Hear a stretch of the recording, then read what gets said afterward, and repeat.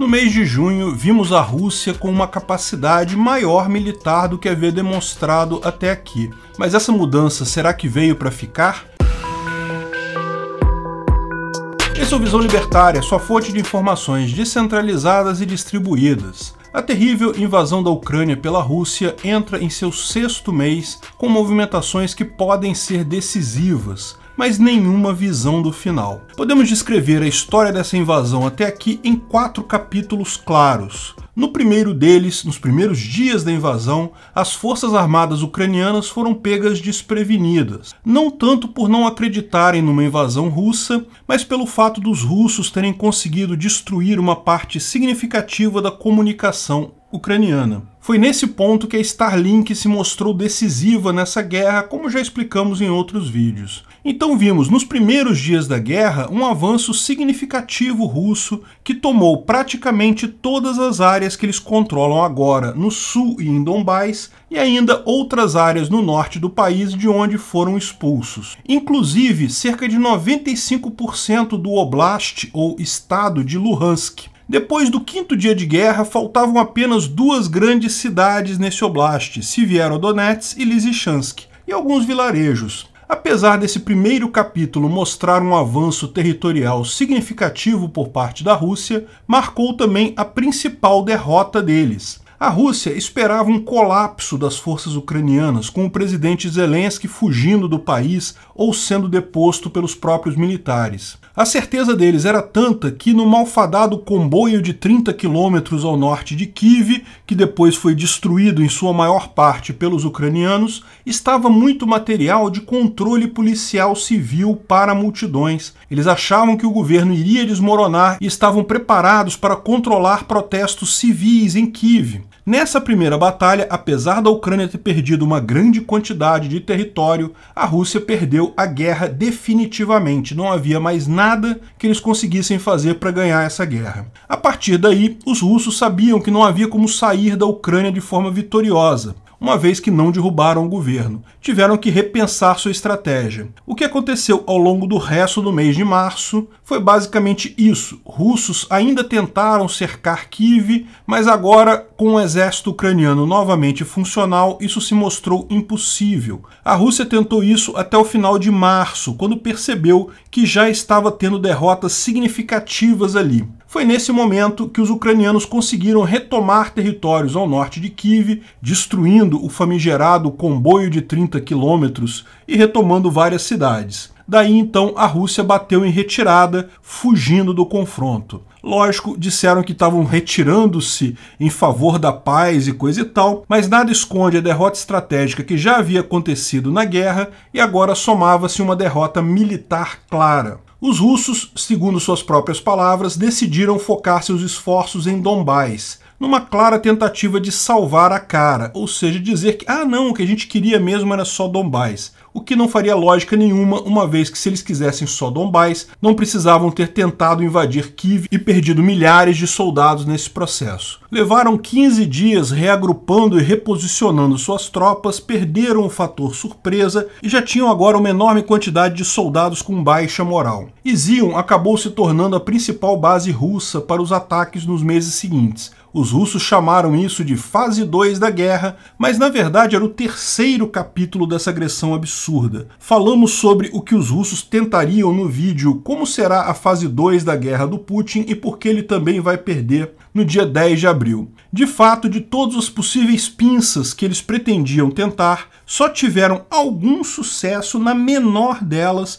e mesmo assim só depois de um tempo. De fato, desde o final do mês de abril e ao longo de todo o mês de maio, eles conseguiram avançar muito pouco. Mesmo a menor das pinças estava difícil para eles. Tentavam avançar, mas não conseguiam nenhum avanço real. No final do mês de maio, porém, eles entraram no que a gente chama aqui de 4º capítulo dessa guerra. Alguns dizem que houve uma reorganização da liderança, uma mudança tática, o general Dortnikov, que teria sido designado comandante da guerra na fase 2, foi afastado. Existem várias evidências disso, embora não exista nenhum comunicado oficial. Mas a principal dessas evidências é justamente o fato que, a partir do final de maio e ao longo do mês de junho, os militares russos finalmente finalmente se mostraram capazes de algum avanço. Veja bem, um avanço minúsculo, considerando que esse era supostamente o segundo maior exército do mundo, como eles diziam, e um avanço totalmente tático, com nenhuma vitória de fato estratégica.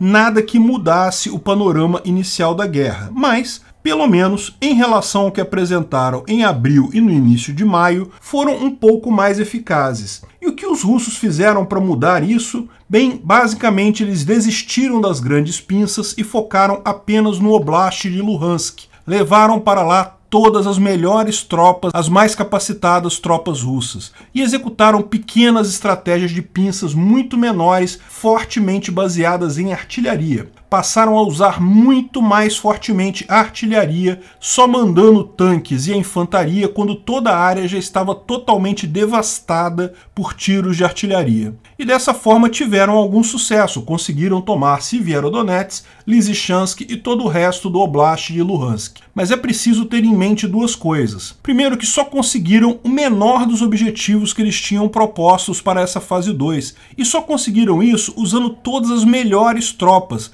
de forma que acabaram desguarnecendo Kherson e Kharkiv. Ambas as outras frentes de batalha acabaram sofrendo contra-ataques ucranianos que retomaram áreas quase equivalentes àquelas tomadas pelos russos em Luhansk. Ou seja, os russos claramente têm um problema de cobertor curto no que tange a tropas capacitadas. Apesar de ser apenas um ganho tático, não estratégico, o fato dos russos avançarem, mesmo que lentamente, é preocupante. A Rússia tem uma pilha de cartuchos de artilharia praticamente infinito, embora muitos deles sejam antigos da era soviética. Eles poderiam continuar usando essa tática devastadora de usar artilharia até destruir totalmente a cidade e continuar avançando. Veja, uma guerra naturalmente tem essa característica. Os dois lados vão aprendendo com os erros próprios e dos inimigos. A Rússia aprendeu que simplesmente não tem infantaria suficiente para atacar com tanques, então passou a usar artilharia pesadamente e nesse quesito acabou sendo superior aos ucranianos.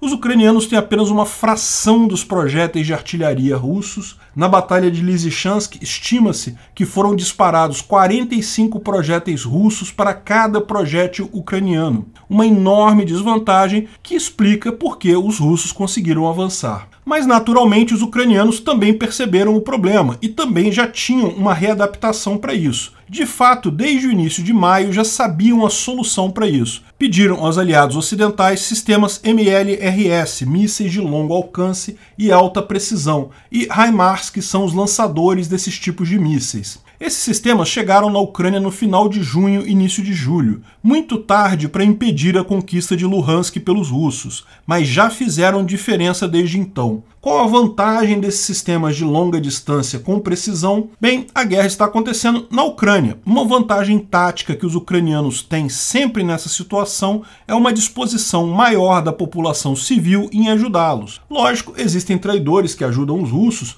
mas existem muitos mais que ajudam os ucranianos. O fato é que o exército ucraniano acaba sabendo com muita facilidade onde estão os principais postos de comando russos na Ucrânia, os principais depósitos de munição. A estratégia agora se tornou clara. São dezenas de depósitos de munição russos que foram destruídos nas proximidades dos campos de batalha. Postos de comando também são alvo, embora seja mais difícil saber desses casos porque a explosão não é tão clara. Lógico, o estoque total russo de projéteis, de obuses e canhões é muito grande, mas essa estratégia tem a vantagem premente de dificultar a logística russa, que sempre foi o ponto fraco deles. Veja, não confunda projéteis de obuses com mísseis de alta precisão guiados. Esses, os russos estão realmente com estoque baixo, estão acabando, mas projéteis de obuses eles ainda têm bastante. De fato, o avanço que os russos conseguiram em junho foi possível, dentre outras coisas, pela recuperação de linhas de trens nos territórios ocupados. Com essas linhas de trens novamente operacionais, os russos conseguem chegar a munição à frente de batalha, porque de outra forma, sem os trens, os russos simplesmente têm uma logística terrível.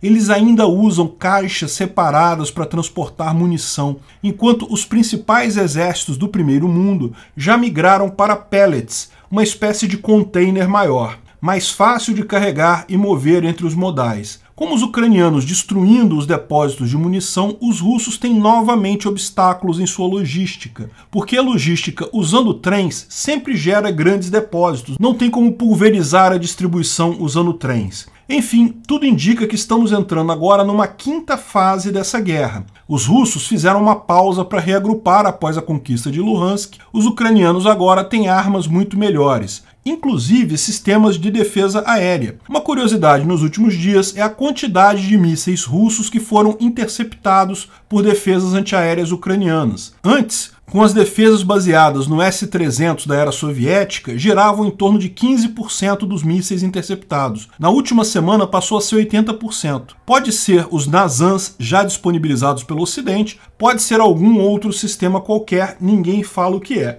Mas que há novidade aí, há. O fato é que a Ucrânia promete uma contraofensiva nas próximas semanas. Ainda é cedo para saber de fato o que irá acontecer, mas temos tudo para ver uma mudança substancial no cenário nas próximas semanas. Se junho foi um mês bom para os russos, julho tem tudo para ser um inferno. Putin já entregou o desespero. Em um pronunciamento que fez hoje, em que estava visivelmente nervoso, disse que os aliados podem tentar atacar a Rússia, mas a Rússia ainda nem começou a guerra de verdade, sendo que todo mundo vê o desespero russo para recrutar soldados e conseguir avançar poucos quilômetros em solo ucraniano. Ou quando diz que as sanções não estão afetando a Rússia, quando todo dia temos notícias de fábricas incapazes de produzir, aviões incapazes de voar, hambúrgueres sendo mofados e muita inflação em vários produtos. Mas Putin entrega mesmo seu desespero quando diz que a Ucrânia deveria sentar para negociar já. Negociar mais tarde significa negociar menos. Sim, a gente sabe, tudo que Putin quer, desde que falhou no seu objetivo inicial, lá nos primeiros dias da guerra,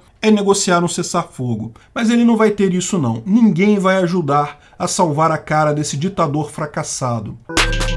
Obrigado pela audiência. Esse vídeo foi um oferecimento de armataweb.com, cloud e serviços de data center. 100% de compromisso com a satisfação e privacidade dos clientes. Aceitamos Bitcoin. Veja o link na descrição do vídeo. Se você gostou desse vídeo, clique no like e compartilhe ele em suas redes sociais. Se inscreva no canal para nos ajudar, clicando no botão vermelho abaixo. Se quiser ser avisado de novos vídeos, clique no sininho ao lado. Se você quiser comprar camisas e outros itens do Visão Libertária, veja nossos itens no site Pimenta no Café, pimentanocafé.com.br/Visão Libertária, tudo junto sem acento, ou clique no link da descrição.